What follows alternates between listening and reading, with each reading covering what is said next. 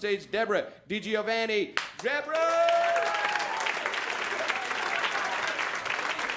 Everybody, keep it going for Jimmy. There he is. Jimmy. Jimmy!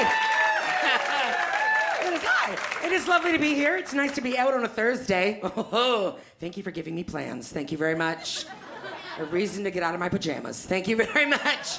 Actually, they're under my clothes. But anyway, I don't want to start off by bragging, but I did just have a facial, all right? The first facial I've ever had from a woman.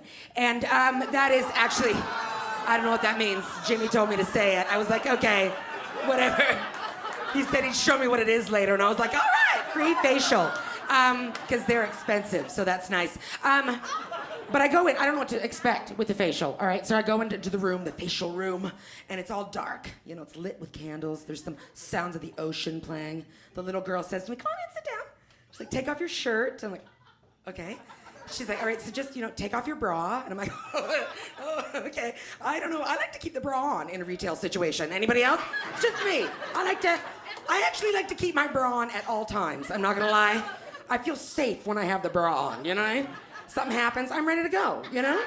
That's also the same reason that I keep my shoes on when I'm having a pap test. Do you know what I'm saying? Just in case something happens, you know what I mean? Because I might be naked, but if I have my shoes on, I can run, and that's all that matters. Do you know what I mean? I grab that paper dress, throw it over my face, and I book it. That's what I do.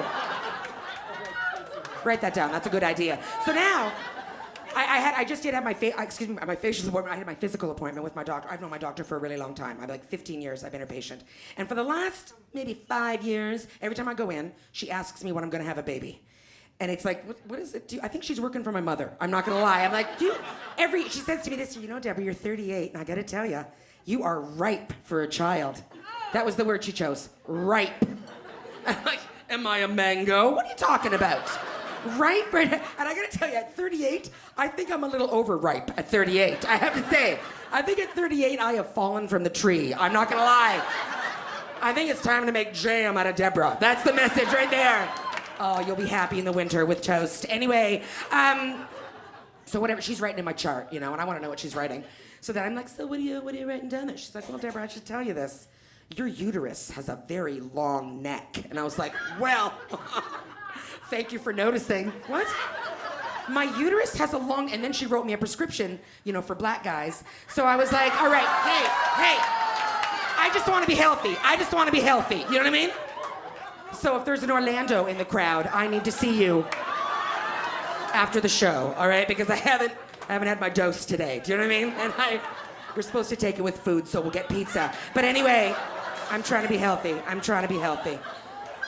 And then of course, it comes that point at the doctor's appointment where we want to talk about weight loss, and then we laugh, and I high-five her, and I leave. It's good. Seriously, all right? So she's telling me all these things to do to keep, she wants me to keep motivated on my diet. This is what she says to me. She's like, Deborah, you know what you need to do? You need to live your life like it's your last day on earth. That's what she said to me. That's a weird thing to say, isn't it? She's like, live like you're dying tomorrow. I'm like, okay, you can't say that to a big woman on a diet. Do you understand? Because if I am dying tomorrow, then who gives a shit about tonight? Do you understand? Seriously. I am dying tomorrow. Tonight it's going to be KFC skin with icing. Shut up. Everything with icing. It goes with everything. Have you tried it?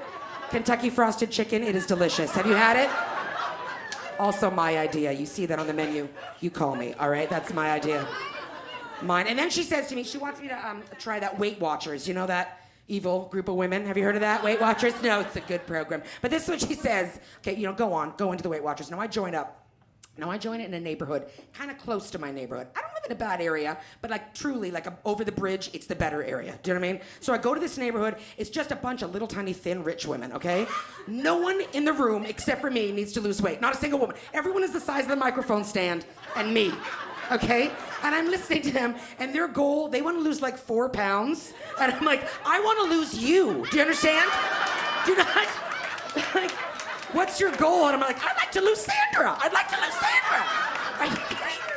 And also, this is the thing, to the ladies, you want to lose 4 pounds? Why don't you take off your fucking ring? Do you know what I mean? It's heavy, because it's diamonds, you see? It's diamonds.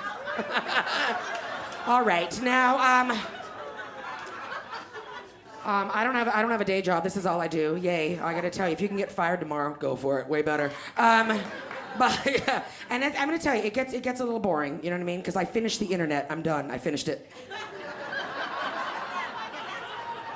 I have nothing else to look up. Is that just me? Now it's just like cat websites. You know what I mean?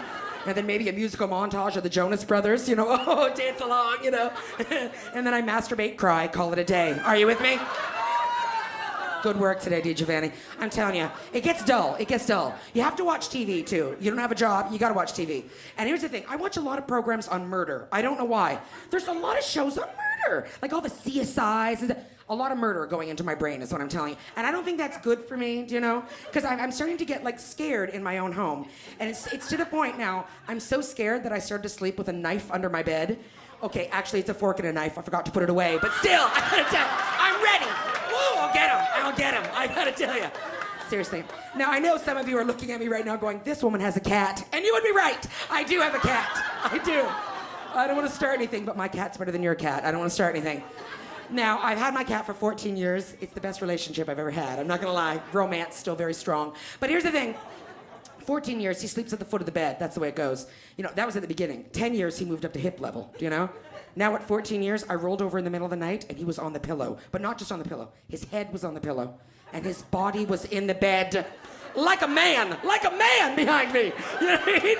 So now I'm just waiting for him to give me a reach around. Do you know what I mean? Give me a leg over. You know? So I stopped wearing pajamas. No.